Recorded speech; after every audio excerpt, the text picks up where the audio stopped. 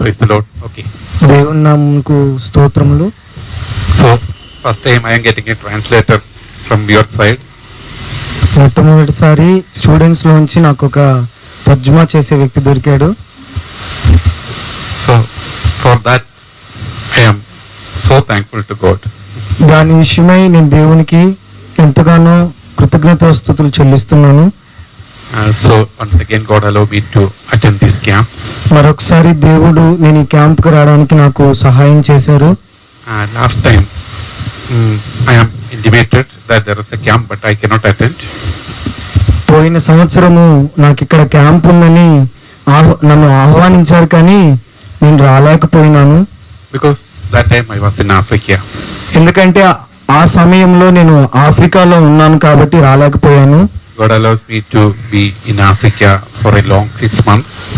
దేవుడు నేను ఆఫ్రికాలో 6 నెలలు గడపడానికి ప్రభు నాకు సహాయం చేశారు. So it was a nice time there. అది ఎంతో శ్రేష్టమైన సమయము. God allows me to teach the word of God there. దేవుడు తన వాక్యమును అక్కడ ప్రజలకు బోధించడానికి నాకు సహాయం చేశారు. This time I am with you here. ఈ సమయంలో నేను మీ మధ్య నుండి బోధిస్తున్నాను. So today let's meditate the word of God. కాబట్టి ఈ రోజున దేవుని వాక్యాన్ని మనం ధ్యానించుకున్నాము.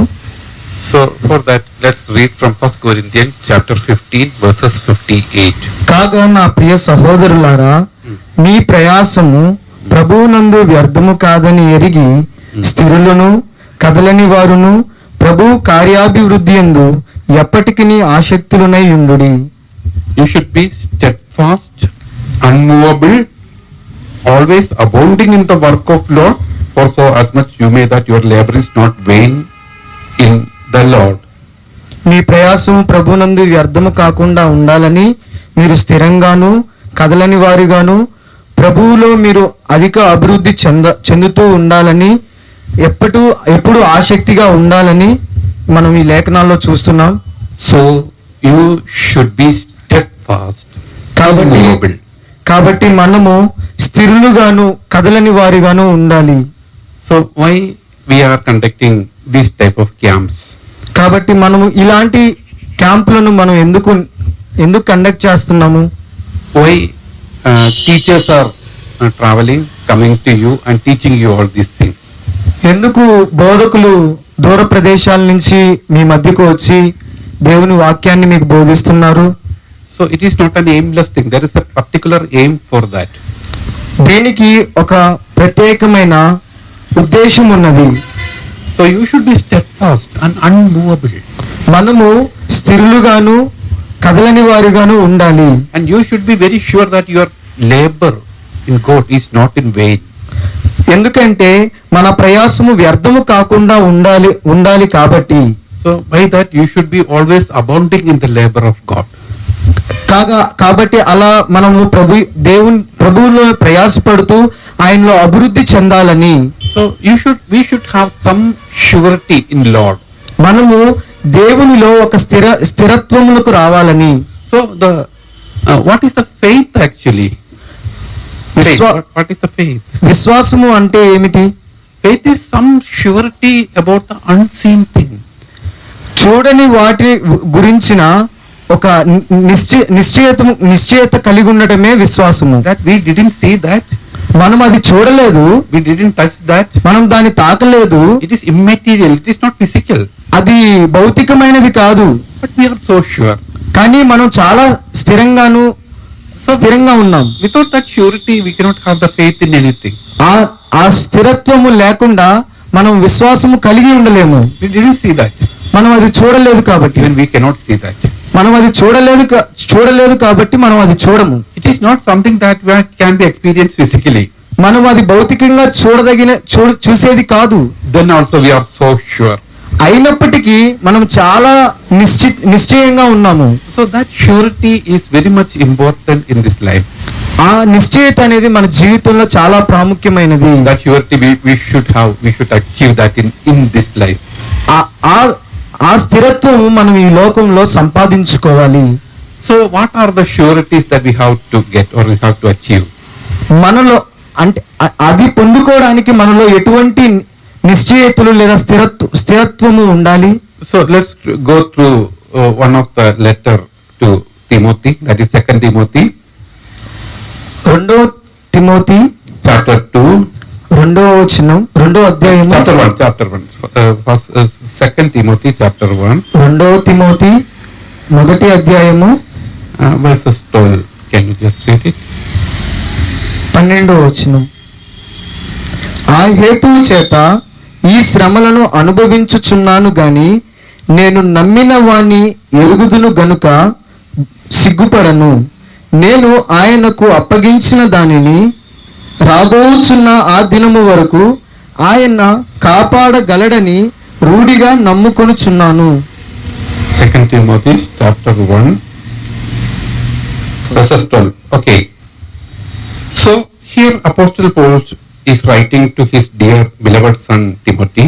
ఇక్కడ అపోస్తలుడైన పౌలు తన ప్రియమైన బిడ్డ అయిన కుమారుడైన తిమోతికి ఇలాగు రాస్తున్నాడు. He is writing that for which this cause I suffer also all these things. ఇక్కడ రాస్తూ ఆయన ఈ కారణాన్ని బట్టి నేను ఈ శ్రమలన్నిటినీ అనుభవించుచున్నాను అని రాసినారు. But I am not ashamed. కానీ వాటిని బట్టి నేను సిగ్గుపడట్లేదు. For I know him whom I have believed. ఎందుకంటే నేను నమ్ముకున్న ఆయన నన్ను కాపాడగలడని నా నమ్మిక. So here said I know him whom I have believed. నేను నమ్ముకున్న ఆయన నన్ను కాపాడగలనే నమ్మిక నాకున్నది. What a statement of surety there. అక్కడ స్థిరత్వమునకు ఉన్న ఆ మాట ఏమిటి? I know him. నాకు ఆయన తెలుసు. Whom I have believed. నేను ఎవరినైతే నమ్మానో ఆయన నాకు తెలుసు అని పౌలు గారు చెప్తున్నారు. So what a sure and steadfast statement it is. ఎంత స్థిరమైన నిశ్చయిత కలిగిన మాట ఆయన చెప్తున్నారు. Because we know that time Apostle Paul is in a jail. మనకు తెలుసు ఈ పత్రిక రాస్తున్న సమయంలో అపోస్తలుడైన పౌలు జైల్లో ఉన్నారు. So he is imprisoned just because of the gospel. సువార్త ప్రకటన నిమిత్తము ఆయన బంధించబడి ఉన్నాడు. But he say I can suffer this. కానీ ఆయన ఇలాగ చెప్తున్నాడు, నేను ఈ శ్రమలను అనుభవిస్తాను అని. And I am not ashamed. అయినను నేను సిగ్గుపడను అని చెప్తున్నాడు. Why he is writing like that? ఎందుకు ఇలాగ రాస్తున్నాడు? I am not ashamed. నేను సిగ్గుపడట్లేదు అని. What he is preaching? ఏం బోధించాలని ఆయన ఉద్దేశిస్తున్నాడు? About whom he is preaching? ఎవరి గురించి ఆయన బోధిస్తున్నాడు? He is preaching about Jesus Christ. ఆయన యేసు ప్రభువుని గురించి బోధిస్తున్నాడు. And what type of preaching it was? ఎలాంటి బోధన ఆయన బోధిస్తున్నాడు? He is preaching about the almighty, all powerful Jesus Christ. ఆయన సర్వశక్తిమంతుడైన సర్వాధికారి అయిన ప్రభువుని గురించి బోధిస్తున్నాడు. Who even beaten the power of the death. మరణము యొక్క బలమును కూడా పక్కకు త్రోసిన లేదా జయించిన ప్రభువుని గురించి బోధిస్తున్నాడు. And raised from the death. మరణము నుంచి లేచిన వాని గురించి బోధిస్తున్నాడు. Ascended to the heaven. పరలోకానికి చేరిన ఆయన గురించి బోధిస్తున్నాడు. He is still living. ఆయన ఇప్పటికీ జీవిస్తూనే ఉన్నాడు. The all powerful Jesus Christ. సర్వశక్తిమంతుడైన యేసు ప్రభు. Who can do anything. ఏది అయినా చేయగలిగిన వాడు. He is preaching about that Jesus Christ. పౌలు గారు ఆ యేసు ప్రభువుని గురించి బోధిస్తున్నాడు. And he himself proudly present himself. ఆయన తన్ను తానే చాలా గర్వంగా ఆయన ప్రదర్శించుకుంటున్నాడు. I am his ambassador. నేను ఆయన రాయబారిని అని. I am his apostle, the sent one. నేను పంపబడిన అపోస్తలులను అని. So he is the ambassador of the all powerful Jesus Christ, he who even defeat the death, raised up from the death and ascended to the heaven and still living. మరణించి మరణపు బలాన్ని గెలిచి తిరిగి లేచి పరలోకమందు కూర్చుండి ఉన్న ఆ సర్వశక్తిమంతుడైన యేసు ప్రభుకు ఆయన రాయబారిగా ఉన్నాడని చెప్తున్నాడు. And he said, I am apostle, I am appointed, I am sent behalf of him. నేను యేసు ప్రభు గారి పక్షాన నేను పంపబడిన అపోస్తులైన రాయబారినని పౌలు గారు చెప్తున్నాడు. What we can understand from the word apostle? మనము అపోస్తులు అన్న పదం నుంచి ఏమి గ్రహించగలము? Apostle is a man who's sent with a mission. అపోస్తులుడు అన్న పదానికి ఒక కారణం చేత లేక ఒక ఉద్దేశము చేత పంపబడిన వ్యక్తి అని అర్థం. It is like that a king. A king is sending a person as an apostle with a mission means it is according the king himself is going. It is the same value like the king himself is going there. అది ఎలా ఉంటుందంటే ఒక రాజు ఒక ప్రజలకు ఒక వర్తమానం పంపడానికి ఆయనే ఆ వర్తమానాన్ని తీసుకువెళ్తున్న దానిలాగా అపోస్తులు అన్న పదాన్ని మనం భావించవచ్చు. So the king is sending one of his beloved person with a mission to other fields, maybe to the other country. So when he sent him as an apostle, it is something like that he himself is going there. ఒక రాజు వర్తమానాన్ని తనకు అతి సమీపముగా ఉన్న ఒక వ్యక్తికి పంపి ఆ వ్యక్తి నుంచి ఆ వర్తమానం పంపటము అంటే ఆ వ్యక్తి తనకు తానే వచ్చి ఆ వర్తమానాన్ని చెప్తున్నట్లు. So it is so powerful post, such a powerful post that apostleship is. అపోస్తులత్వం అనేది ఒక శక్తివంతమైన పరిచర్య. So can you just think about a Pakistan ambassador who is in India? మనం ఒకసారి ఆలోచిద్దాము. పాకిస్తాన్ యొక్క రాయబారి మన దేశంలో ఉన్నాడు. So we know that from almost all the countries they are sending their ambassadors to different countries. Especially we know in India many ambassadors are there in Delhi. I can see that. మనకు తెలుసు ఒక దేశంలో నుంచి ఇంకో దేశంలో ఉండడానికి రాయబారుల్ని మనం ఉంచుతాము. అలా ఢిల్లీలో కూడా చాలా మంది రాయబారులు ఇతర దేశం నుంచి వచ్చి ఉన్నారు. So there is a place called embassy. Their officers are there. Embassy అనే ఒక ఆఫీస్ ఉంటుంది, అక్కడ వారు ఉంటారు. That premise of that embassy is like that. It is like their country. They have the value of their country. That is, there is a piece of land of theirs inside India. That is actually the embassy. ఆ ప్రాంతం ఎలా ఉంటుందంటే వారి దేశంలో ఉన్నప్పుడు అక్కడ ఉన్న పరిస్థితులు లేదా అక్కడ వాళ్ళు ఎలా ఉంటారో అలాగే మన దేశంలో ఉన్నట్లు ఆ ప్రాంతం ఉంటుంది. Lot of tensions are happening always in between these two countries. Always lot of tensions are happening always.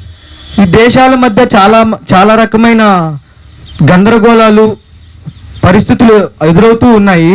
But ambassadors are always safe. కానీ రాయబారులు మాత్రం ఎప్పటికీ వారు అలాగే ఉంటారు. Nobody will go and touch the ambassador. వాళ్ళు రాయబారుల దగ్గరికి వెళ్ళి ఎవరు కూడా వారిని శోధించరు, వారిని ప్రశ్నించరు. Ambassadors are always safe. వారు ఎప్పుడూ అలాగే ఉంటారు. So whenever there is a tension become higher and higher and it will become a war, then immediately they will call back their ambassador. ఎప్పుడైతే దేశాల మధ్య చిచ్చురు లేదా గొడవలు పెరిగి అలా యుద్ధానికి దారి తీసినప్పుడు ఏ దేశం నుండి రాయబారులు అయితే పంపబడ్డారో ఆ దేశానికి తిరిగి రమ్మని ఆ దేశం వర్తమానం పంపిస్తుంది. Even no country will have enough brave to arrest an ambassador. ఇంకొక మాట చెప్పాలంటే ఏ దేశానికి కూడా ఇతర దేశం నుంచి వచ్చిన రాయబారిని అరెస్ట్ చేయడానికి వారికి పర్మిషన్ లేదు. Nobody will do that. Nobody will arrest an ambassador. ఎవ్వరు కూడా వారిని అడగరు, అరెస్ట్ చేయరు. So Paul, he himself announcing himself an ambassador of Jesus Christ. అపోస్తలుడైన పౌలు గారు ఆయనే యేసు ప్రభు యొక్క రాయబారిని చెప్తున్నాడు. The all powerful king, the Jesus Christ, the ambassador of that great king Jesus Christ. సర్వశక్తిమంతుడైన ఆ దేవునికి రాయబారిగా చెప్తున్నాడు. Who bruised the head of the Satan and established the kingdom of God here. సాతాను యొక్క తలను శీఘ్రంగా అనగత్రొక్కి దేవుని రాజ్యాన్ని ఇక్కడ కట్టిన యేసు ప్రభువుని గురించి చెప్తున్నాడు. And he is the ambassador. He is the ambassador of the kingdom of God here. యేసు ఆ రాజ్యానికి రాయబారిగా ఆయన ఇక్కడ జీవిస్తున్నాడు. పౌలు గారు. But he is in a jail. కానీ ఆయన ఉన్న స్థలం మాత్రం jail. But it's a matter of shame actually. అది నిజం చెప్పాలంటే ఒక సిగ్గుతో కూడిన విషయం. But Apostle Paul is declaring that I am not ashamed. కానీ అపోస్తలుడైన పౌలు నేను దీని విషయమై సిగ్గుపడట్లేదు అని చెప్తున్నాడు. Because I know the power and mission of my God, my King who sent me as an ambassador. ఎందుకంటే దేవుడు నన్ను పంపిన ఉద్దేశము ఆయన చిత్తము నాకు తెలుసు కాబట్టి నేను సిగ్గుపడట్లేదు అని అపోస్తలుడైన పౌలు చెప్తున్నాడు. What the surety he have earned from the king. ఏ స్థిరత్వము ఎటువంటి స్థిరత్వమును ఆయన దేవుని రాజ్యం నుండి పొందుకోగలిగినాడు? Is that my king will come with the army and save me from this prison? ఆయన యేసు ప్రభు గారు, ఆయన అపోస్తులైన పౌలు గారు జైల్లో ఉన్నప్పుడు యేసు ప్రభు గారు తన దూతలతో కూడా జైల్లోకి వచ్చి ఆయన విడిపిస్తారన్న స్థిరత లేదా నిశ్చయత కలిగి ఉన్నాడా? Is it that type of surety? అలాంటి స్థిరత్వమా అది? Or he will save from the death? ఆయన మరణం నుంచి కాపాడతాడనా? Is that type of surety? అలాంటి స్థిరత్వమా అది? He will come and do the vengeance against the enemies. That type of surety? ఎవరైతే ఆయన పక్షాన ఆయనకు శత్రువులుగా ఉన్నారో వారి పక్కన పగ తీర్చుకోవడానిక దేవుడు ఉన్నది? It is nothing like that. అది అలాంటిది కాదు. Then what was the surety that Paul have got? ఎట్లాంటి స్థిరత్వమును పౌలు గారు కలిగి ఉన్నారు? He said, ఆయన అంటున్నారు, I am so sure that he is able to guard which I have committed unto him against that day. నేను ఆయనకు అప్పగించిన దానిని రాబోచున్న ఆ దినము వరకు ఆయన కాపాడగలడని రూఢిగా నమ్ముచున్నాను. Here he is mentioning a particular day. ఆయన ఇక్కడ ఒక ప్రత్యేకమైన దినము గురించి, ఒక రోజు గురించి చెప్తున్నాడు. Until that day, ఆ రోజు వరకు అని. he is able to guard. ఆ రోజు వరకు నన్ను ఆయన సంరక్షించగలడు అని. The valuable thing that he have entrusted in me. ఆయన నాపై ఉంచిన నాకు అప్పగించిన పని రాబో దినము వరకు అని. In some translation we can that what I have entrusted in him. కొన్ని తర్జుమాల్లో అయితే నేను ఆయనకి ఏది అప్పగించినాను అని ఉంటది. In some translation what he have entrusted in me. కొన్ని తర్జుమాల్లో అయితే ఆయన నాకు ఏది అప్పగించినాడో అని ఉంటది. Both are same. రెండు కూడా ఒకటే. Both are the same thing. రెండు ఒకే విషయం. What I have entrusted him and what he have entrusted me, both the things are same. నేను ఆయనకి ఏది అప్పగించినాను అని, ఆయన నాకేది అప్పగించినాడు అని, ఈ రెండు విషయాలు రెండు అర్థము ఒకటే. The Christianity is a relationship. క్రైస్తత్వము అనేది ఒక సంబంధం లాంటిది. No relationships are one way. ఏ సంబంధము కూడా ఒకేలాగా ఉండదు. No relationship can be maintained from one side. ఏ బంధము కూడా ఒకే మార్గము నుంచి లేదా ఒకరి నుంచే ఉండదు. All the relationships should be between two persons. ఏ బంధమైనా కూడా ఇద్దరి మధ్యనే ఉంటుంది. So what Jesus Christ have entrusted in me and what I have entrusted him in him, that both are the same thing. నేను ఆయనకు ఏది అప్పగించినాను అన్నా కానీ, ఆయన నాకేది అప్పగించినాడు అన్నా కానీ, రెండిటి భావార్థము ఒకటే. And I am so sure that he is able to guard that valuable thing that I have entrusted in him. కాబట్టి ఆయన నాకు అప్పగించిన దాన్ని ఆయన రాబో కాలం వరకు కాపాడగలడని నేను నమ్ముతున్నాను అని చెప్పగలిగినాడు పౌలు గారు. What is that valuable thing? ఏంటి ఆ విలువైనది? From the previous letters we can understand. He said, I never consider my life as something valuable. ఏంటిది ఆ విలువైనది అంటే, మనము ఇంతకు ముందు రాయబడిన పత్రికల్లో చూడొచ్చు, నేను నా ప్రభు నిమిత్తమును ఏది కూడా యోగ్యంగా ఎంచుకోవట్లేదు అని. Always he is telling that I never consider living a long days in this earth. I never consider it's a valuable thing. ఈ లోకంలో ఎక్కువ దినాలు గడపడం అనేది అది ఒక విలువైనదిగా నేను ఎంచట్లేదు అని పౌలు గారు చెప్తారు. Apostle Paul considered that depart from this world and be with the Christ is the most happiest thing that are going to happen in him. అపోస్తలులైన పౌలు గారు ఈ లోకాన్ని విడిచి ప్రభువు దగ్గర ఉండడము అన్నది చాలా విలువగా ఎంచారు. But he said that if I am staying with you some more time, I can help you with something. ఒకవేళ నేను మీ మధ్యన ఉన్నా కానీ మీకు ఏదో రకంగా సహాయపడతాను అనే ఆశ కూడా ఉన్నది. And he said that I am troubled with both these things. నేను వీటన్నిటి విషయాల మధ్య ఇబ్బంది పడుతూ ఉన్నాను అని చెప్తాడు. So he likes to go depart from here and be with Christ. ఆయన ఇక్కడి నుంచి చనిపోయి దేవుని దగ్గరికి వెళ్ళడానికి ఇష్టపడుతున్నాడు.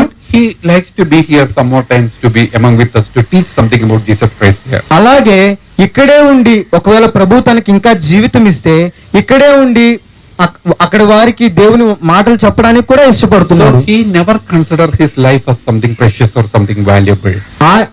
సో కాబట్టి ఈ విధంగా తన జీవితాన్ని పౌలు గారు యోగ్యమైనదిగా, ఆయన జీవించి ఉండడం యోగ్యమైనదిగా ఆయన ఎంచలేదు. Oh, see, he's spending his life. He's spending life for the sake of Christ. ఆయన తన జీవితాన్ని క్రీస్తు కొరకు వెచ్చిస్తున్నాడు. He's suffering, affecting. All the afflictions are just because of the life of Christ. శ్రమలు పడుతూ ఇబ్బందులు గుండా వెళ్తూ ప్రభు కొరకు ఇవన్నిటిని ఎదుర్కొంటూ ఉన్నాడు. So he never considered his own life in this earth is something precious. ఆయన ఈ భూమి మీద జీవించటము చాలా విలువైనదిగా పౌలు గారు ఎంచలేదు.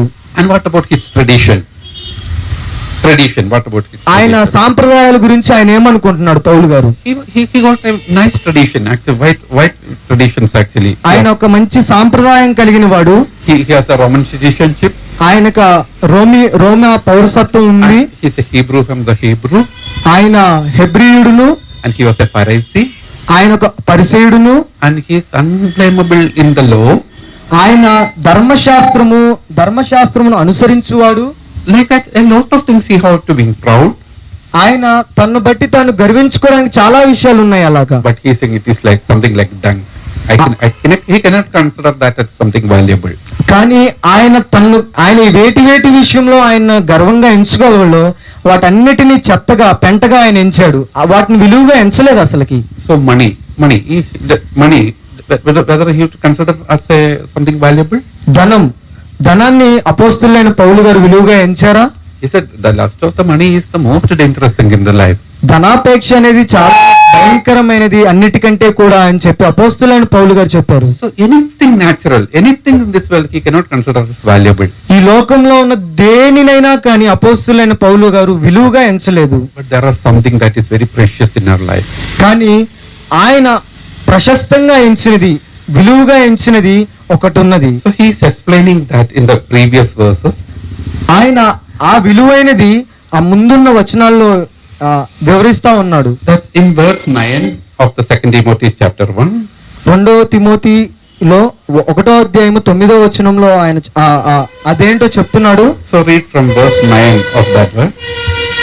మన క్రియలను బట్టి కాక తన స్వకీయ సంకల్పమును బట్టి అనాది కాలముననే క్రీస్తు యేసునందు మనకు అనుగ్రహింపబడినదియు క్రీస్తు యేసును మన రక్షకుని ప్రత్యక్షత వలన బడినదియు నైనా తన కృపను బట్టి మనలను రక్షించి పరిశుద్ధమైన పిలుపుతో ఆయన మనలను పిలిచెను. Okay, praise God. దేవునికి స్తోత్రం. The first thing మొట్టమొదటి విషయం ఏంటంటే that he saved me. ఆయన నన్ను రక్షించారు. Or he who saved me. నన్ను ఎవరైతే రక్షించారో. So do you know when he is writing this letter, 2 Timothy? మీకు ఒక విషయం, ఈ 2వ తిమోతి రాసిన పత్రిక రాస్తున్నప్పుడు The 2 Timothy is writing almost at the end of his life. పౌలు గారి జీవిత అంతమందు ఈ 2వ తిమోతి రాసిన పత్రిక రాస్తూ ఉన్నాడు. The end of his ministry. ఆయన పరిచర్య యొక్క అంతమందు ఈ మాటలు రాస్తున్నాడు. So he is writing that letter at that time. ఆ సమయంలో ఈ పత్రిక రాస్తున్నాడు. So he is so senior. ఆయన చాలా సీనియర్ అయిన వ్యక్తి పరిచర్యలో. Almost receive all the greatest revelations from the God. ఆయన ప్రభువు నుంచి చాలా శ్రమలు ఎదుర్కొన్నాడు. So he can he know lot of things about the kingdom of God now. దేవుని రాజ్యం గురించిన చాలా విషయాలు పౌలు గారికి తెలుసు. So first thing that he consider as the valuable thing is his salvation. కానీ ఇన్ని జరిగినా కానీ అంత సీనియర్ అయిన ఆయన జీవితంలో ఆయన విలువగా ఎంచుకున్న మొట్టమొదటి విషయం ఏంటంటే ఆయన రక్షణ. When he wrote the letter to his dear son Timothy, that the first thing I am remembering is my salvation. తన ప్రియ కుమారుడైన తిమోతికి పత్రిక రాస్తున్నప్పుడు ఆయన పౌలు గారు మొట్టమొదట జ్ఞాపకం చేసుకుంటున్నది ఏంటంటే ఆయన యొక్క రక్షణ గురించి. So my salvation, నా రక్షణ గురించి అని పౌలు రాస్తున్నాడు. I consider my salvation as the most valuable thing. నా రక్షణను చాలా విలువైనదిగా నేను ఎంచుకున్నానని పౌలు గారు రాస్తున్నాడు. So what about you? నీ గురించి ఏమిటి, మన గురించి ఏమిటి? Are you remembering or are you meditating again and again about your salvation? మన రక్షణను మరలా ధ్యానించగలుగుతున్నామా? What about our salvation? మన రక్షణ గురించి ఏమిటి? how much you consider is it as a worthy thing to be remembered? రక్షణ అనేది ఎంత విలువైనది అని జ్ఞాపకం చేసుకోవడానికి మనం Do ఇష్టపడుతున్నాము. you consider it is the costliest thing that you have received from Jesus Christ? మనము దేవుని నుంచి పొందుకున్న చాలా విలువైనది, చాలా ఖరీదైనది మన రక్షణని మనం భావిస్తున్నామా? So do you realize that Jesus paid a costlier thing for you to give you the salvation? ఆ రక్షణను ఇవ్వడానికి మన ప్రభువైన యేసు తన ప్రాణాన్ని, తనకున్న సమస్తాన్ని వెచ్చించాడని మనం గ్రహించగలుగుతున్నామా? So the first thing you have to tell that I consider one of the valuable thing I have entrusted in Jesus Christ is my salvation because He saved me. మన మొట్టమొదటిగా మనం గ్రహించాల్సింది, మనం గుర్తించుకోవాల్సింది ఏంటంటే, మనకు ఆయన ఇచ్చిన రక్షణను బట్టి ఆయన మనకిచ్చిన రక్షణను మనం జ్ఞాపకం చేసుకోవాలి. Saved from where? ఎక్కడి నుంచి మనల్ని కాపాడాడు? So salvation can be from different things. రక్షణ అనేది చాలా చాలా చాలా వాటి నుంచి వస్తది. But when Apostle Paul is telling about saved from means from what he saved us. దేని నుండి రక్షించాడు అని అపోస్తులైన పౌలు గారు ఇక్కడ చెప్తున్నాడు. So from where he saved us. ఎక్కడి నుండి మనల్ని కాపాడాడు అని పౌలు గారు చెప్తున్నాడు. Have you ever think about that? ఎప్పుడైనా మనం ఆలోచించామా? But we have to think what was our problem. అసలు మన సమస్య ఏమిటని మొదట మనం ఆలోచించాలి. So what was our problem actually? మన సమస్య ఏంటి? What do you think? What problem we have affected actually? మనకు ఏ సమస్య ఉన్నది? Before that, do you know what was the God's plan about us? దానికి ముందు దేవునికి మన పట్ల కలిగిన ఉద్దేశం ఏంటి? Why God created us? దేవుడు మనల్ని ఎందుకు చేశాడో తెలుసా? What was His plan? ఆయన ఉద్దేశం ఏమిటి? Without a plan or without a purpose, God didn't do anything. ఒక ఉద్దేశము కానీ ఒక ప్రణాళిక లేకుండా దేవుడు ఏదీ చేయలేదు. There's a plan for you. నీ పట్ల ఆయనకు ప్రణాళిక ఉన్నది. When God created the man in his own image and his likeness, God has a particular plan for you. దేవుడు తన స్వరూపమందు మనిషిని చేసినప్పుడు ఆయన పట్ల కలిగి ఉన్న ఉద్దేశం ఏంటి? For understanding that, దాన్ని అర్థం చేసుకోవడానికి how can we understand what was God's plan? దేవుని ఉద్దేశం ఏంటి అని మనం ఎలా గ్రహించుకోగలుగుతాం? For understanding God's plan, what was the easiest method, do you know? ఆ దేవుని ప్రణాళిక ఉద్దేశం ఏంటో తెలుసుకోవడానికి ఒక సులభతరమైన విషయం చెప్పమంటారా? Let's go to the last part of the Bible.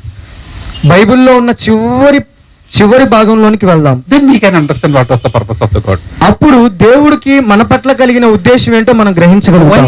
Why I am telling like that? నేను ఎందుకు ఇలా చెప్తున్నాను? If you go to the last part of the Bible, we can understand what was the plan of the God. లేఖనాల్లో చివరి భాగంలోనికి వెళ్తే మన పట్ల దేవునికి కలిగిన ఉద్దేశం ఏంటో మనం తెలుసుకుంటామని నేను ఎలా చెప్తున్నాను? Because in the last we can see the consummation of all the things. ఎందుకంటే చివరిలో అన్నిటినీ సంక్షిప్తంగా రాయడం మనం చూస్తూ ఉంటాము. So there we can see what has happened at the end. అక్కడ చివరిలో ఏం జరుగుతుందో మనం చూడగలుగుతాం. So we are so sure that at the end definitely the God's plan will furnish. మనము చాలా స్థిరంగా చెప్పగలుగుతాం ఏంటంటే ఆ చివరి భాగంలో మన పట్ల దేవుడు కలిగిన ఉద్దేశము మనం తెలుసుకోగలుగుతాం. Why I can tell like that? నేను ఎందుకు ఇలాగ చెప్పగలుగుతున్నాను? Because He is God. ఎందుకంటే ఆయన దేవుడు కాబట్టి. His plans cannot be defiled. ఆయన ప్రణాళికలు అవి తప్పుగా మారిపోవు. His plans cannot change. ఆయన ప్రణాళికలు మారిపోవు. What is in His mind, that will happen. ఆయన తలంపులలో ఏదైతే ఉన్నదో అదే జరుగుతుంది. Because He is all powerful God. ఎందుకంటే ఆయన సర్వశక్తి గల దేవుడు కాబట్టి. He is the almighty God. ఆయన సర్వశక్తి గల దేవుడు. So what was in His mind, that will happen definitely. ఆయన తలంపులలో ఏదైతే ఉన్నదో అది ఖచ్చితంగా నెరవేరుతుంది. That is His power. అది ఆయన శక్తి. This is might. అది ఆయన యొక్క బలము. He is God. ఆయన దేవుడు. So what was the consummation? What happened at the end? చివరిలో ఏం జరుగుతుందో చివరన ఏం జరుగుతుందో చూద్దాం. When we read the Revelation chapter 21, ప్రకటన గ్రంథము 21వ అధ్యాయం చదివినట్లయితే and verses 3, 4, 5. 3, 4, 5 వచనాలు చదివితే, Okay, can you read it? అప్పుడు ఇదిగో దేవుని నివాసము మనుషులతో కూడా ఉన్నది, ఆయన వారితో కాపురముండును, వారాయన ప్రజలై ఉందురు, దేవుడు తానే వారి దేవుడై ఉండి వారికి తోడై ఉండును, ఆయన వారి కన్నుల ప్రతి బాష్ప బిందువును తుడిచివేయును, మరణము ఇక ఉండదు, దుఃఖమైనను ఏడ్పైనను వేదన అయినను ఇక ఉండదు, మొదటి సంగతులు గతించిపోయేనని సింహాసనంలో నుండి వచ్చిన గొప్ప స్వరము చెప్పుట వింటిని. అప్పుడు సింహాసనాసీనుడై ఉన్నవాడు, ఇదిగో సమస్తమును నూతనమైనవిగాను చేయుచున్నానని చెప్పెను. మరియు ఈ మాటలు నమ్మకమును నిజమునై ఉన్నవి గనుక వ్రాయుమని ఆయన నాతో చెప్పుచున్నాడు. So here we can see he shall wipe away every tear from their eyes. ఇక్కడ మనం ఈ వచనాల్లో మనం చూడగలిగినట్లయితే ఆయన ప్రతి కన్నీటి బిందువును తుడిచి వేస్తాడు అని రాయబడింది. So why tears? Why are here? The tears are here. ఎందుకు ఈ లోకంలో మనకి కన్నీళ్ళు ఉన్నాయి? Lot of problem. ఎందుకు చాలా సమస్యలు? Lot of unfulfilled expectations. అంటే నెరవేర్చబడని ఉద్దేశాలు, ఆలోచనలు, And diseases, sicknesses. వ్యాధులు, బలహీనతలు. A lot of problems are here. ఇక్కడ చాలా సమస్యలు ఉన్నాయి ఈ లోకంలో. Lot of sad things that is affecting our heart. ఎన్నో రకమైన బాధాకరమైన పరిస్థితులు మన హృదయాన్ని బాధిస్తూ ఉంటాయి. So tears are there. కన్నీళ్లు ఉన్నాయి, crying are there. ఏడుపు ఉన్నది, And pain is there. బాధ ఉన్నది, And even death is there. మరణం కూడా ఉన్నది. All these are the problems that is happening in our physical world. ఈ భౌతికమైన లోకంలో మనకు ఇవన్నీ ఉన్నాయి. Every that type of things will be wiped out. ఇవన్నీ కూడా తుడిచివేయబడతాయి అని ఇక్కడ రాయబడి ఉన్నది. So that was not the really what the God had meant for the world or for the man. నిజంగా దేవుడు మనిషి పట్ల కానీ లోకం పట్ల కానీ ఆ ఉద్దేశాన్ని కలిగి లేడు. Tears are not for the man. కన్నీళ్లు మనిషి కొరకు కాదు, Pain is not for the man. బాధ మనిషి కొరకు కాదు, Even death is also not meant for the man. మరణము కూడా మనిషి కోసం కాదు. But we purchased it. కానీ మనం వాటిని కొన్నాం. We somehow earned all these things మనము కష్టపడి శ్రమించి కొన్నాం వాటిని. by our rebellion. మన తిరుగుబాటు వల్ల వాటిని కొనుక్కున్నాం. But God is in work. కానీ దేవుడు కార్యం చేస్తా ఉన్నాడు. He is working continuously ఆయన నిరంతరము పనిచేస్తూనే ఉన్నాడు. to finally set back all the things in according to his mind. ఆయన ఉద్దేశంలో ఉన్నవన్నీ జరిగేంత వరకు ఆయన పనిచేస్తూనే ఉన్నాడు. So in the verse 3 we can see a sound from the throne. 3వ వచనంలో పరలోకం నుండి ఒక స్వరాన్ని వినడం మనం చూస్తాం. Behold, the tabernacle of God is with us. ఇదిగో దేవుని నివాసము మనుషులతో కూడా ఉన్నది అని. That it is, behold, the tabernacle of God is with men. దేవుని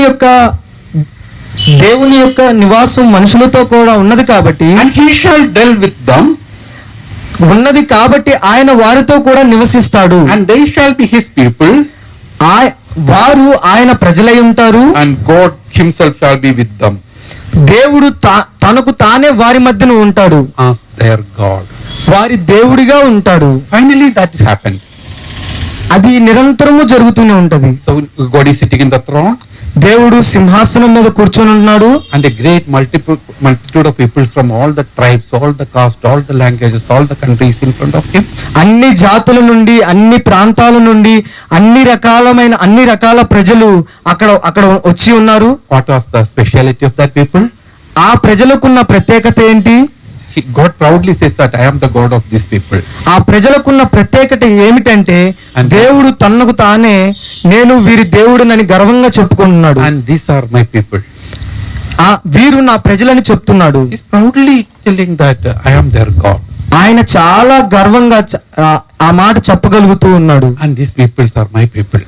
ఈ ప్రజలు నా ప్రజలని చెప్తున్నాడు. And there is no tears anymore. ఇక అక్కడ కన్నీళ్లు ఉండవు, There is nothing, no worries, no pain, nothing is there. బాధ కానీ దుఃఖము కానీ అక్కడ ఉండదు. Such a beautiful life there. అట్లాంటి అద్భుతమైన జీవితం అక్కడ ఉంది. Even without death, that is eternal.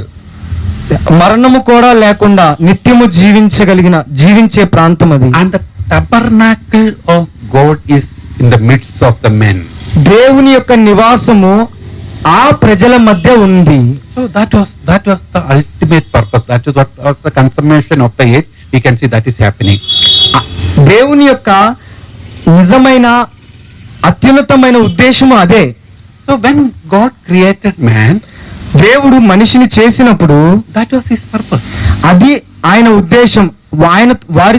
ఆయనతో కూడా ఉండాలని, To stay among his people, వారి ప్రజలతో కూడా ఉండాలి, ఆయన ప్రజలతో కూడా ఉండాలని, establish his tabernacle in the midst of the people, ఆయన నివాసమును ఆయన గుడారమును వారి మధ్య వేసుకోవాలని, and stay with them వారితో కూడా ఉండాలని, forever and ever. నిరంతరము ఉండాలని. So that was the plan of the God. అది దేవుని యొక్క ఉద్దేశం. So you just think about the Garden of Eden. ఒక్కసారి మనం ఏదైనా తోట గురించి ఆలోచిద్దాం. How it was? What was the Garden of Eden actually? ఏదైనా తోటలో ఏమేమి ఉన్నదో ఒకసారి చూద్దాం. What was the purpose of that garden? ఆ ఏదైనా తోట యొక్క ఉద్దేశం ఏంటి? So this time I want to ask you a question that where God created the man? ఈసారి నేను మిమ్మల్ని ఒక ప్రశ్న అడుగుతున్నాను. దేవుడు మనిషిని ఎక్కడ సృష్టించాడు? Where God had created the man? దేవుడు మనిషిని ఎక్కడ సృష్టించాడు? Do you know? Where? Eden Garden. Anybody? Eden వనంలో. ఇంకా ఎవరైనా చెప్పగలరా? So let's read from the Bible. వాక్యంలోనే చూద్దాము. So Genesis chapter 2. ఆదికాండము 2వ అధ్యాయము verses 7, 8 and 9. 7, 8, that's okay. 7, 8 వచనములు. దేవుడైన యెహోవా నేలమంటితో నరుని నిర్మించి వాని నాసికా రంధ్రములలో జీవవాయువును ఊదగా నరుడు జీవాత్మ ఆయను. దేవుడైన యెహోవా తూర్పున ఏదేనులో ఒక తోట వేసి తాను నిర్మించిన నరుని దానిలో ఉంచెను. Here, let's read it. మనం మరలా ఒకసారి దాన్ని చదువుదాం. God formed man of the dust of the ground, నేల మట్టి నుండి దేవుడు ఆదామును నిర్మించాడు. breathed into his nostrils and the breath of life, ఆయన వాని నాసికా రంధ్రంలో జీవవాయువును ఊదాడు. and man became a living soul. అప్పుడు నరుడు బ్రతకడం ప్రారంభించాడు. And Jehovah God planted a garden eastward.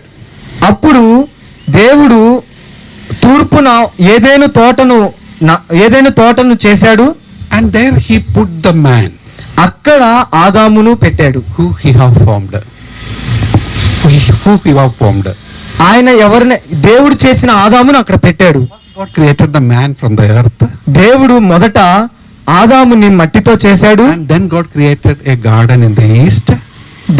తరువాత తూర్పున ఒక తోటను చేశాడు.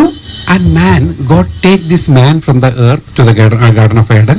అప్పుడు ఆ వ్యక్తిని ఆ నరుణ్ణి తీసుకొని ఆ ఏదైనా తోటలో పెట్టాడు. So he was created from the earth.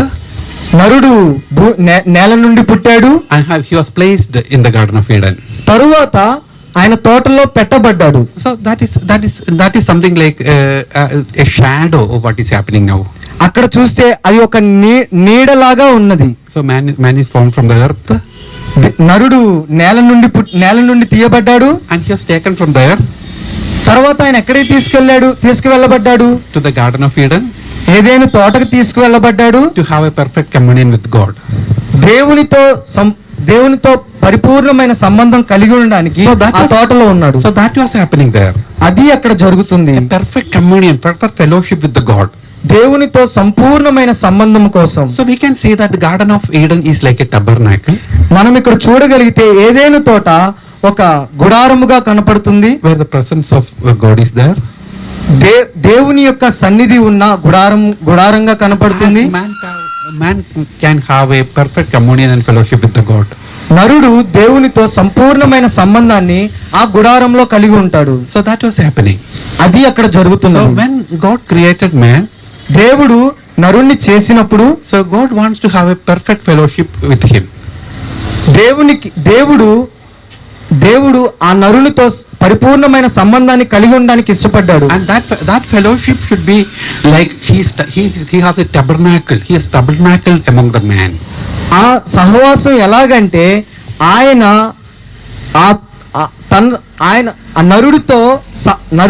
నరుడిలో ఆయన్ని ఉంచాడు.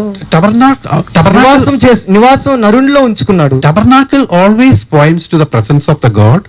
గుడారం అనేది దేవుని యొక్క సన్నిధికి సాదృశ్యంగా ఉంటుంది. Tabernacle always shows the fellowship with the man. గుడారం అనేది దేవునితో నరుని యొక్క సంబంధాన్ని గురించి మాట్లాడుతుంది. Think about all the Old Testament passages, that is. పాత నిబంధన యొక్క వచనాలు కనుక మనం చూడగలిగితే అలాగుంటది. So whenever God came down, that place is a tabernacle. ఎప్పుడైతే దేవుడు ఆ ప్రదేశానికి వస్తాడో అదే ఒక గుడారము. So that means the presence of the God. The presence of the God among the man, it denotes the tabernacle. నరునితో దేవుడు కలిగి ఉన్న నివాసాన్నే గుడారంగా చెప్పబడుతుంది. So that was the ambition of the God, that God want to be tabernacled among the man. అదే దేవుడు నరునితో కూడా నివాసం చేస్తున్నాడు అన్న మాటకి అర్థం. Garden of Eden perfectly resembles that. ఏదైనా తోట కరెక్ట్ గా దానికి సాదృశ్యంగా చెప్పబడుతుంది. God want to have a perfect communion, perfect fellowship with the man. దేవునికి నరునితో పరిపూర్ణమైన బంధం కావాలన్న ఉద్దేశం చెప్పబడుతుంది. And how God created man? దేవుడు నరుణ్ణి ఎలా చేశాడు? What was the condition? How he was at that time? ఆ సమయంలో ఎలా ఉన్నాడు ఆయన? And what was our duty? What was our duty at that time? మన యొక్క బాధ్యత ఏంటి ఆ సమయంలో? In Psalms 8, God is explaining that, is Holy Spirit is explaining that very well. కీర్తనలు 8వ అధ్యాయంలో, Psalms 8, కీర్తనలు 8వ అధ్యాయము verses 5 and 6. 5-6 వచనాలు. దేవుని కంటే వానిని కొంచెము తక్కువ అనిగా చేసి ఉన్నావు, మహిమా ప్రభావములతో వానికి కిరీటము ధరింపజేసి ఉన్నావు, నీ చేతి పనుల మీద వానికి అధికారం ఇచ్చి ఉన్నావు. Praise the Lord. దేవునికి స్తోత్రం. How he created us? దేవుడు ఎలా చేశాడు మనల్ని? He created us, or he has made him but little lower than the God. దేవుని కంటే వానిని కొంచెము తక్కువ వానిగా చేసి ఉన్నాడు. Crowned him with glory and honor. మహిమా ప్రభావములతో వానికి కిరీటము ధరింప చేసి ఉన్నాడు.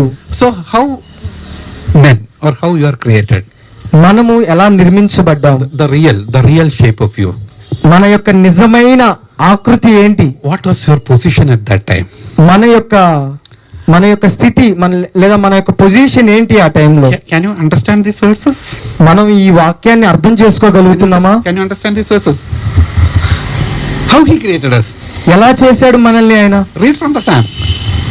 వచనాలు చదివితే అర్థమవుతుంది. Verses 5 of chapter 8. 5-8. 5.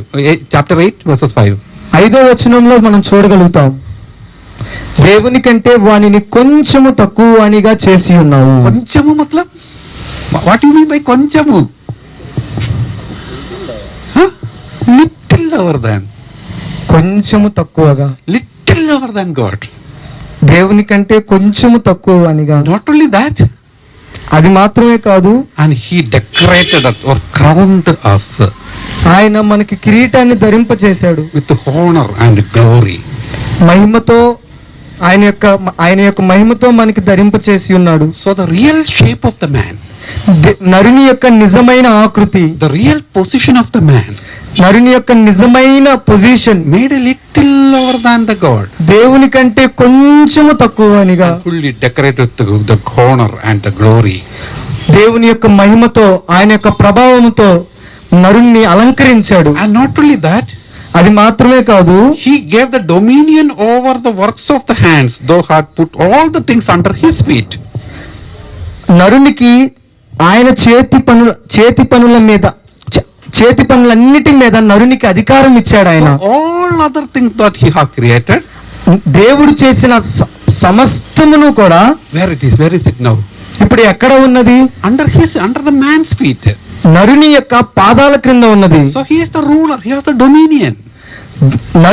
నరుణ్ణి రూలర్ గా చేశాడు. Dominion of all the creations, all other creations.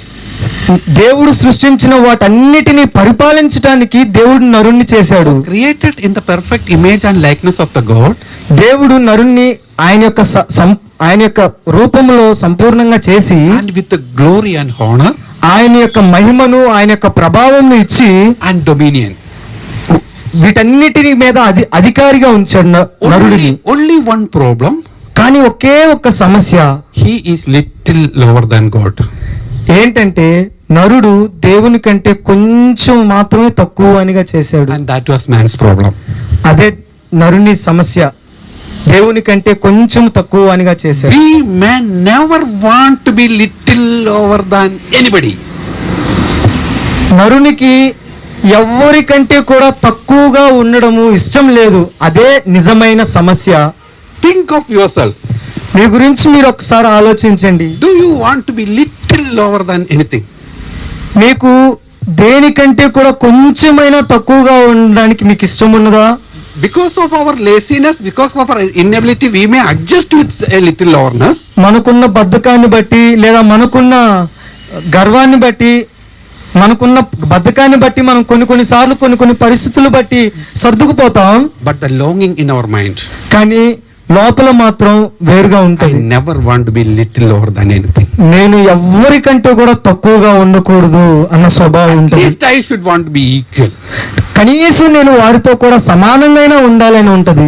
I don't want this little lowerness. నేను ఈ కొంచెం తక్కువగా ఉండడం నాకు ఇష్టం లేదు. Man, think about it. ఒక్కసారి మనం ఆలోచిద్దాం. Think about this. ఒక్కసారి ఆలోచిద్దాం. What was the real situation? అక్కడ నిజమైన పరిస్థితి ఏంటి? He created little lower than the Almighty God.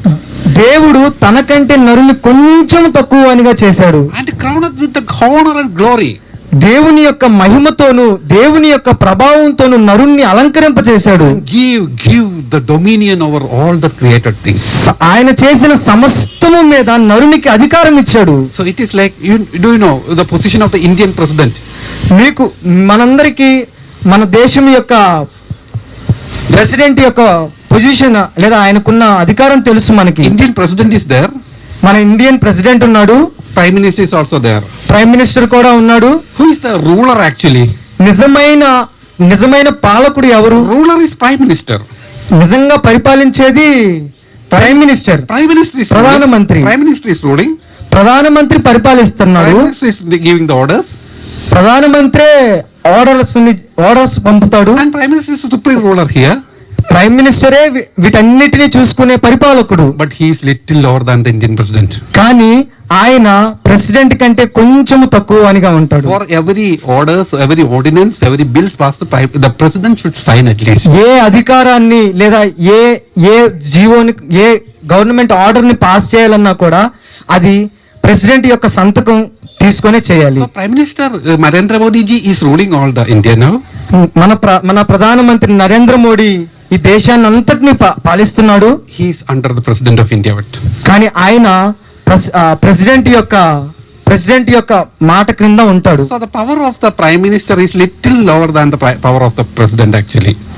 ఈ ప్రైమ్ మినిస్టర్ యొక్క పదవి ప్రెసిడెంట్ పదవి కంటే కొంచెం తక్కువగా ఉంటుంది. So prime minister is ruling in the behalf of Indian president. కాబట్టి ప్రైమ్ మినిస్టర్ మన దేశపు ప్రెసిడెంట్ కి తరపున ఉండి పరిపాలిస్తా ఉంటాడు. So when the first meeting of the assembly, first meeting of the parliament is happening, parliament లో మొట్టమొదటి సమావేశం జరిగిన తర్వాత a joint parliament meeting of the Lok Sabha and Rajya Sabha will be held there.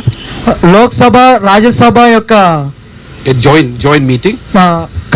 కలిపి కూటమి జరుగుతూ ఉంటది. And the president of India is coming. భారతదేశపు రాష్ట్రపతి వస్తా ఉంటాడు. And he will declaring what are the policies of my government. ఆ government యొక్క పరిపాలన సిద్ధాంతాలు ఉద్దేశాలు ఆయన ఆ టైంలో చెప్తాడు. The policies are drafted by the parliament. ఆ పరిపాలన సంబంధమైనవి అన్ని రాస్తారు. But it was declaring by the Indian president. కానీ అవి మాత్రము ఇండియన్ ప్రెసిడెంట్ మాత్రమే చెప్పాలి. And he is telling my government. ఆయన చెప్తాడు నా ప్రభుత్వము అని, My government will do that. నా ప్రభుత్వము ఇవన్నీ చేస్తది అని చెప్పి ప్రెసిడెంట్ చెప్తాడు. This is the policy of my government. ఇది నా ప్రభుత్వం ప్రవేశపెట్టిన పాలసీలని చెప్తా ఉంటాడు. Everything is happening and it is doing by the parliament and the prime minister. కానీ ఇవన్నీ చేసేది ప్రెసిడెంట్, అక్కడున్న మినిస్టర్స్ అయితే In behalf of Indian president. President కి తరపున ఆయనకి బదులుగా వీళ్ళు ఇవన్నీ చేస్తా ఉంటారు. That was happening actually. ఇది నిజంగా జరుగుతున్నది. So God created man in his own and his likeness. దేవుడు నరుణ్ణి ఆయన స్వరూపంలో ఆయన పోలికలో చేశాడు. A shapeless God created a shapeful man. ఒక ఆకారం లేని మనిషి, shapeless God, There is no shape for the God because there is ఆకారం లేని దేవుడు నరునికి ఒక ఆకారాన్ని ఇచ్చాడు. Why? ఎందుకు? God want to express him. ఎందుకంటే దేవుడు ఆయన So ఆయన్ని ఆయన చూపించుకోవాలని. So God want to express him as a physical thing. దేవుడు ఆయన చూపించుకోవాలని ఒక ఆకారంలో నరుని చేశాడు. So man was an immediate image of the God at that time. ఆ సమయంలో నరుడు దేవుని తాను పోలికతో ఉన్న వ్యక్తి. And likeness, the God's character also expressed by him. దేవుని యొక్క గుణము కూడా నరుల్లో చూపించుకోవాలని. So God created man with that purpose. నరుణ్ణి దేవుడు ఈ ఉద్దేశం కోసం చేశాడు. And God give the glory and honor to the man. దేవుడు నరునికి ఈ మహిమను, ఈ ప్రభావమును ఇచ్చి and give the dominion, authority over all the other created things.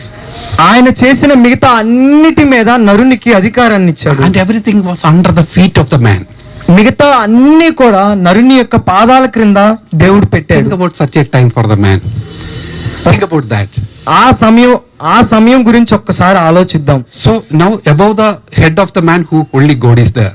ఇప్పుడు నరుని యొక్క తల మీద ఉన్న ఒకే ఒక్క వ్యక్తి దేవుడు. And over everything set man is there and just God is above the head of the man. అన్నిటికీ పైగా మనిషి ఉన్నాడు, ఆ మనిషికి పైగా దేవుడు ఒక్కడే ఉన్నాడు. So we are under the feet of God. మనము దేవుని యొక్క పాదాల క్రింద ఉన్నాము. And every other things are under the feet of the man.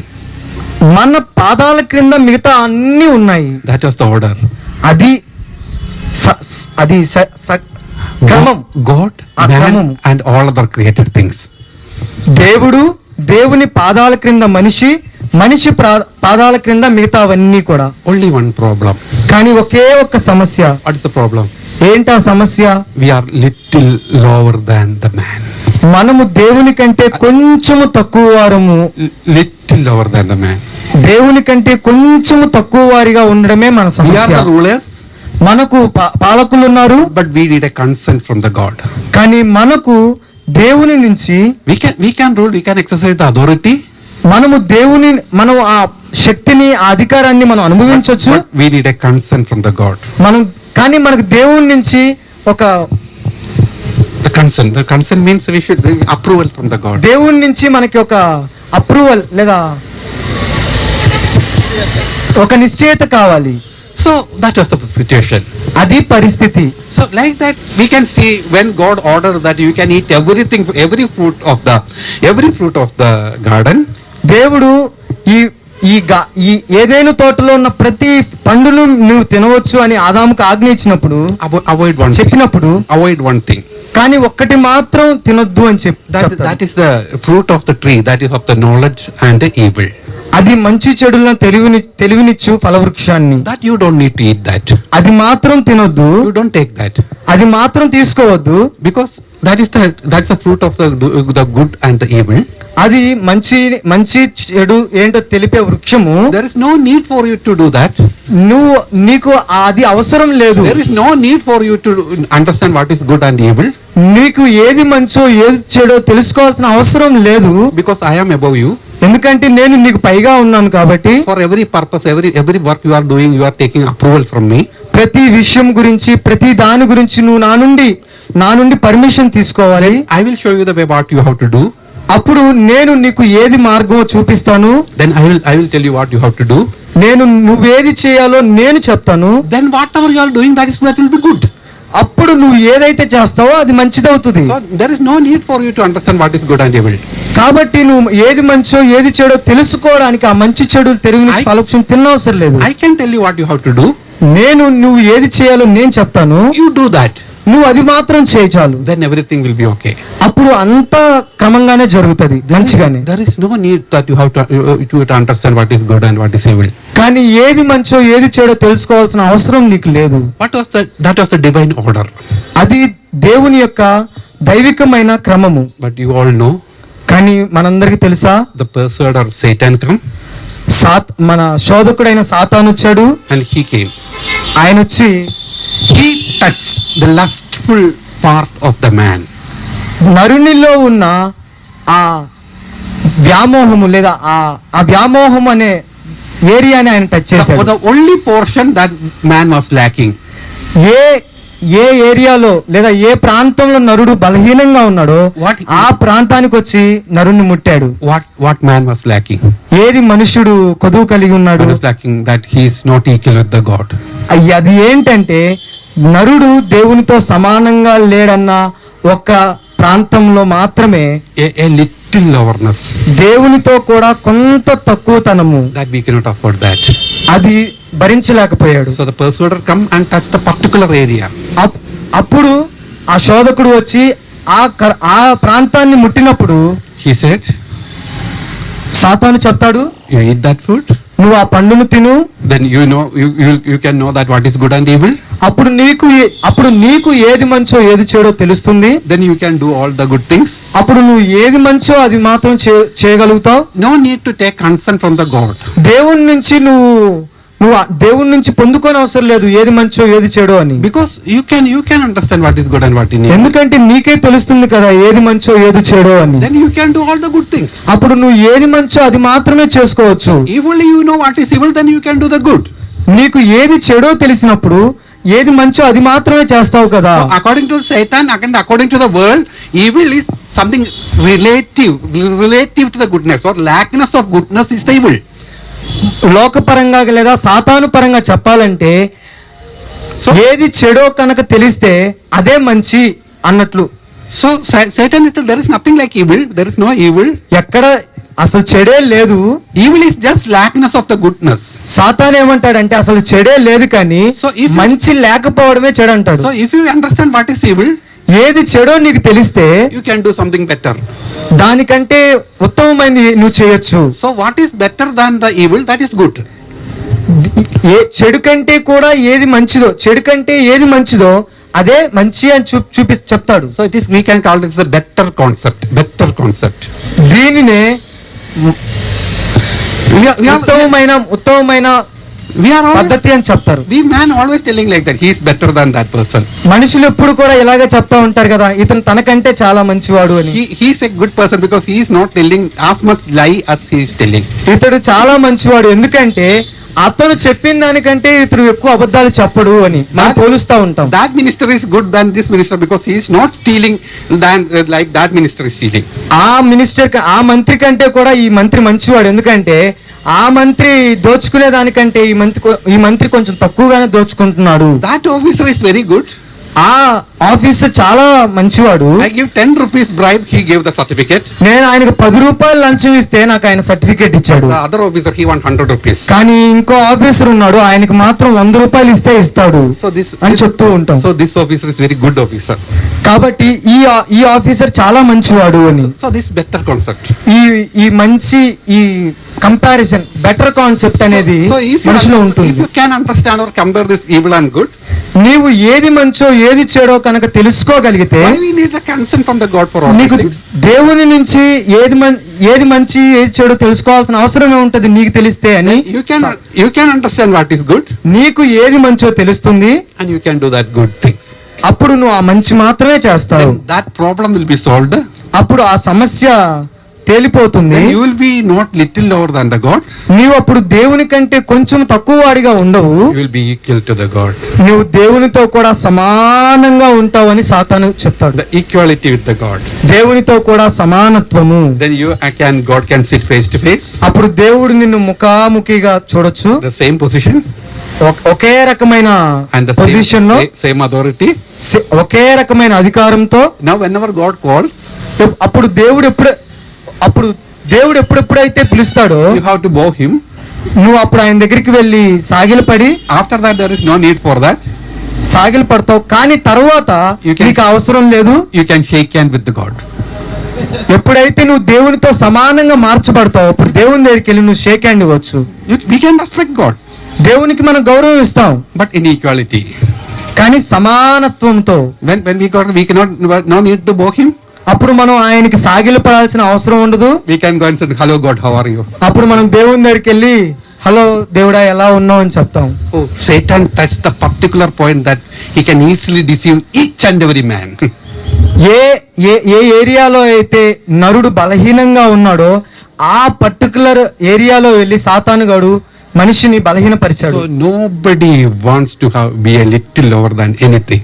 ఎవ్వరికి కూడా తనకంటే దేనికంటే కూడా తక్కువగా ఉండడం ఇష్టం లేదు. From that part also, from that part onwards, ఆ తర్వాత నుంచి our fall started. మన యొక్క పతనం ప్రారంభమైంది. So what was actually happened? నిజంగా ఏం జరిగిందంటే, So there was a conceiving, there was a pregnancy happened there. అక్కడ ఒక గర్భం వచ్చింది. అప్పుడు What make us pregnant? మనల్ని That ఏది గర్భవతులుగా చేస్తుంది? according to James chapter 1. యాకోబు రాసిన పత్రిక James chapter 1 verses 15. 1వ అధ్యాయము 15వ వచనము. దురాశ గర్భము ధరించి పాపమును కనగా పాపము పరిపక్వమై మరణమును కనెను. దురాశ గర్భము పాపము మరణము. Okay. So the lust conceived and what happened? దురాశ గర్భమును ధరించింది and the sin bring forth death. పాపము పరిపక్వమై మరణమును కనింది. So that lust, ఆ దురాశ, what was our durasha? మన దురాశ ఏంటి? The durasha, I want to be equal to the God. నేను దేవునితో సమానంగా ఉండాలనేదే మన దురాశ. I don't want to anybody to have dominion over me. నాకు పైన ఎవ్వరూ కూడా నన్ను పరిపాలించకూడదు అనేదే మన దురాశ. I want to become my own God. నాకు నేనే దేవుడిగా ఉండాలి. I myself will create my own God. నాకు నేనే నన్ను దేవునిగా చేసుకుంటాను. And I will control that God. అప్పుడు నేను ప్రపంచాన్ని పరిపాలిస్తాను. That was the durasha, actually lust. అదే దురాశ. But that durasha, that lust was a sperm actually. ఆ దురాశ అనేది ఒక శుక్రకణం లాంటిది. That is a seed. ఒక విత్తనం లాంటిది ఆ దురాశ. That seed bore the sin. బీజం. That seed bore the sin. ఆ దురాశ అనే విత్తనము పాపాన్ని కన్నది. And when at the pregnancy position it was sin. At the pregnancy position it was sin. అది గర్భంలో ఉన్నప్పుడు అది పాపము. And while it delivered it was death. ఆ గర్భము నుంచి బయటకు వచ్చినప్పుడు అది మరణమైంది. Through the sin the death came. మరణము, పాపము ద్వారా మరణం వచ్చింది. And actually we lose. What was our loss there? మనం అక్కడ ఏం కోల్పోయాము? What we have lost there in the Garden of Eden? మనము ఏదైనా తోటలో ఏమి కోల్పోయాము? Three things we can identify from there. అక్కడ మనం 3 విషయాలను మనం గ్రహించుకోగలుగుతాం. The presence of the God, the presence and fellowship of the God. దేవునితో సంబంధము, దేవునితో జీవితమును మనం కోల్పోయాము. And we lost the glory of the God. దేవుని యొక్క మహిమను కోల్పోయాము. And we lost the divine life. ఆ దైవత్వపు జీవితాన్ని మనం కోల్పోయాము. So the divine presence or divine fellowship,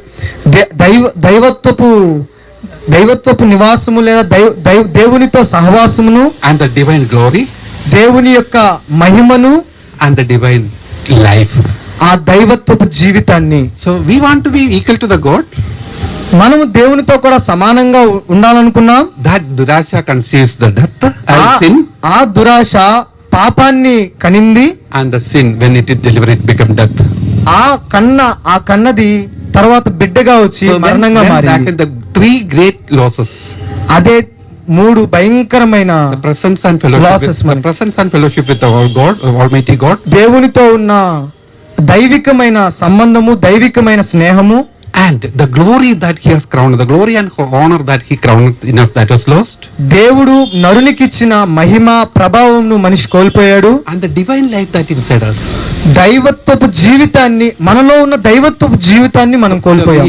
we are away from all these three things: ఈ 3 విషయాల్లోంచి మనం దూరపరచబడ్డాం. the presence, దేవుని యొక్క సన్నిధి, the glory, దేవుని యొక్క మహిమ, and the life. దైవత్వపు జీవితాన్ని. These three parts should be restored. ఈ మూడు విషయాలు మనలో తిరిగి రీస్టోర్ అవ్వాలి. Why God wants to restore all these things?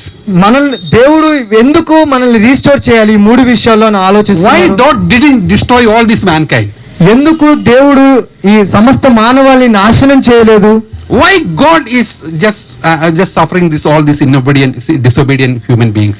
ఎందుకు దేవుడు ఈ అవిధేయులైన మనుషుల్ని ఇంకా భరిస్తా ఉన్నాడు? Only one answer: ఒకే ఒక్క answer. God loved this world. దేవుడు లోకమును ప్రేమించాడు కాబట్టి. It's just because of his love. కేవలం దేవుని ప్రేమను బట్టియే, because he loved us. ఎందుకంటే ఆయన మనల్ని ప్రేమించాడు. So God wants to restore all these things.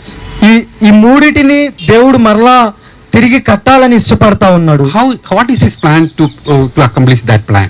దేవుడు ఈ మూడిటిని మరలా కట్టడానికి ఒక ప్రణాళికను వేసుకున్నాడు. To restore this man ఈ మరలా మనిషిని కట్టడానికి, to the position where he was fall down, from where he's fall down.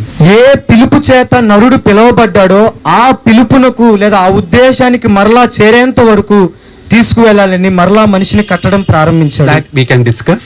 అది మనం తెలుసుకుంటాం, మాట్లాడుకుంటాం. Maybe from me or maybe from Brother Chase. Maybe from me, maybe from Brother Chase. అన్న నుంచి కానీ చేజన నుంచి కానీ మనం వింటాం. Anyway, Holy Spirit will do that. ఏది ఏమైనప్పటికీ దేవుడు ఆ మాటలు తెలియజేస్తారు. That will happen in this camp. అదే ఈ క్యాంప్ లో జరుగుతుంది. So God bless you. దేవుడు దీవించును గాక.